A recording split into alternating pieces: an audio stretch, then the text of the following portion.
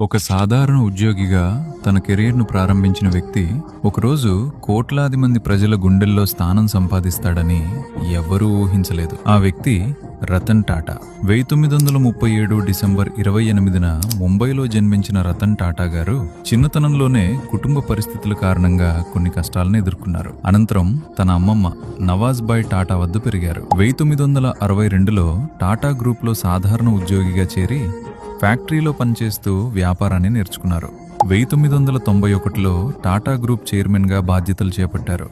కానీ ఆయన్ను ప్రత్యేకంగా నిలబెట్టింది కేవలం వ్యాపార విజయం కాదు, ఆయన మనసు. మధ్యతరగతి కుటుంబాలు కూడా కారు కొనగలగాలని భావించి టాటా నానోను తీసుకొచ్చారు. అలాగే విద్య, ఆరోగ్యం, పేద ప్రజల సంక్షేమం కోసం వేలాది కోట్ల రూపాయల సహాయాన్ని అందించారు. తన జీవితంలో ప్రేమ వచ్చినా పరిస్థితుల కారణంగా పెళ్లి చేసుకోలేకపోయారు. అయినప్పటికీ తన జీవితాన్ని సమాజ సేవకే అంకితం చేశారు. అందుకే ప్రజలు ఆయనను కేవలం వ్యాపారవేత్తగా కాదు, బంగారు మనసున్న మనిషిగా గుర్తుంచుకుంటారు. ఇలాంటి మరిన్ని ఇంట్రెస్టింగ్ స్టోరీస్ కోసం ఇప్పుడే గ్రోత్ స్టోరీస్ 360ని ఫాలో అవ్వండి.